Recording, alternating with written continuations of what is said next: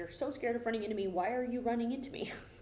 I just have to put this out into the universe because I have been riding for about 20 years now, and I always understood these to be the rules of the road for the arena. Now, of course, when it comes to driving, everyone's required to take a test in order to actually drive their car, but nobody requires you to take an arena test. Hey guys, welcome back to #Team Fuego. So I decided to make this video a little bit sarcastically, if I'm being honest with you, but okay, I just have to put this out into the universe because I have been riding for about 20 years now, and I always understood these to be the rules of the road for the arena. Now, of course, when it comes to driving, everyone's required to take a test in order to actually drive their car, but nobody requires you to take an arena test in order for you to ride in an arena. So here's the thing. I wanted to explain the arena rules as I understood them, and then also open it up to discussion down in the comments below in case I have some of these things wrong. And if they are wrong, then how on earth can we make these universal rules so that people have an easier time riding in arenas? Because I find more often than not, I'll be riding in an arena, and one of the things that you do is you're looking at other riders and you're anticipating where they're going to go so that you don't go where they're going, right? But I find that what's really interesting, I learned this from Tony Robbins, but for whatever reason it applies when it comes to riding in an arena, and it's you run into what you look at, right? So like I find that if you're looking at other riders, people who are maybe nervous riders, they're looking at who they don't want to run into, and they never take their eyes off of who they don't want to run into, and therefore end up running into this person. So I've always found this very interesting, but as a phenomenon, right? For if you're so scared of running into me, why are you running into me? First, we're going to start with I have arenas broken down into 3 layers. There's the very outside edge. There's so we have red, we have orange, and we have yellow. So the first layer is your free walk. So there's a layer around the very edge of the arena. Again, anybody who disagrees with anything I'm about to say, please correct me down in the comments below. This is supposed to be a conversation.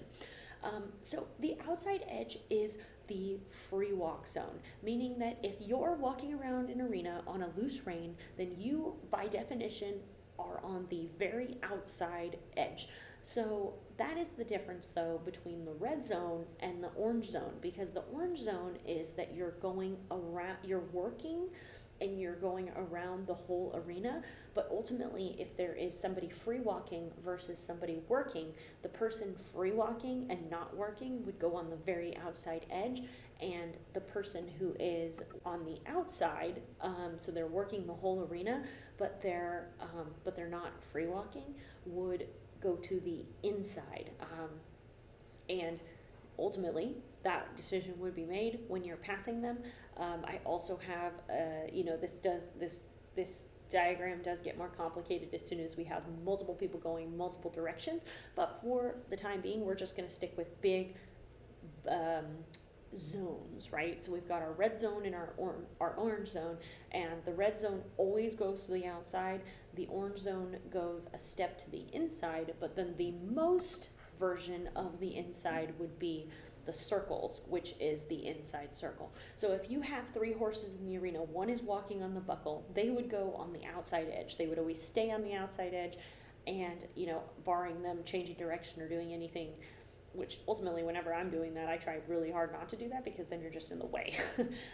But the free walk person always on the outside edge. If there is somebody in the arena going large in the arena, they would stay to the inside of the person doing a free walk.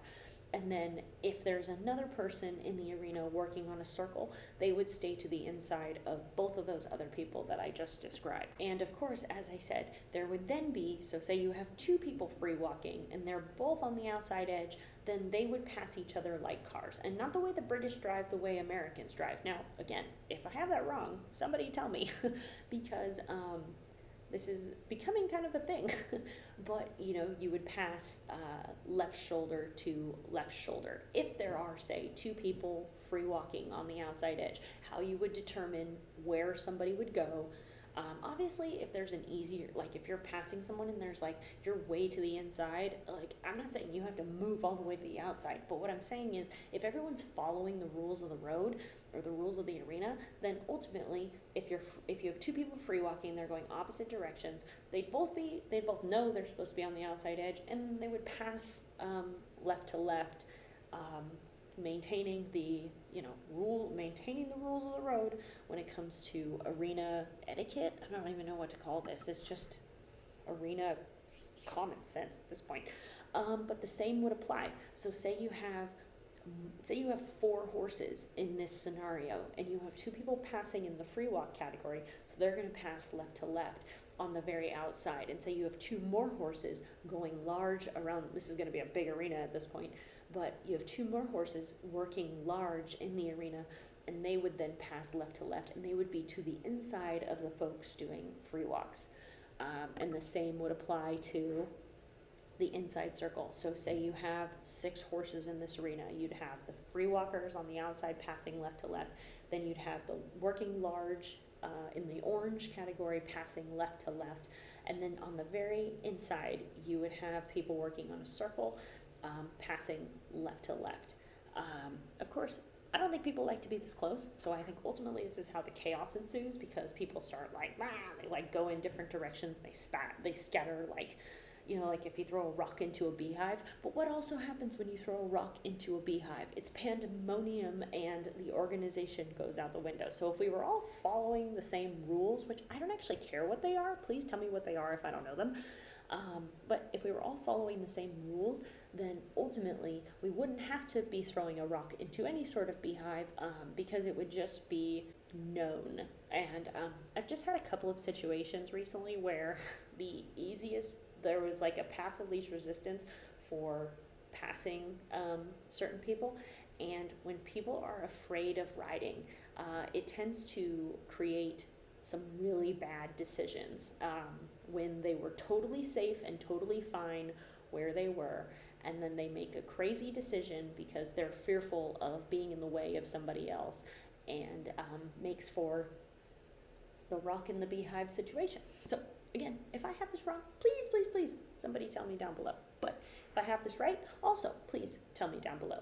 And if this is something that your barn specifically needs, then I'm happy I made this video so that everybody can start following all the same rules and understanding what the right decision is in the moment, because I think that the fear decisions that never go well are because they don't understand what decision they should be making in that moment. And if everybody understood what decision they should be sticking to, I think we could take out a lot of these rocket beehive chaos situations.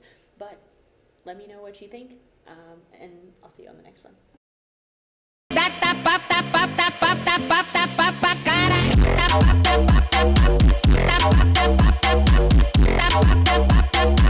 Deixa sua bunda ardendo.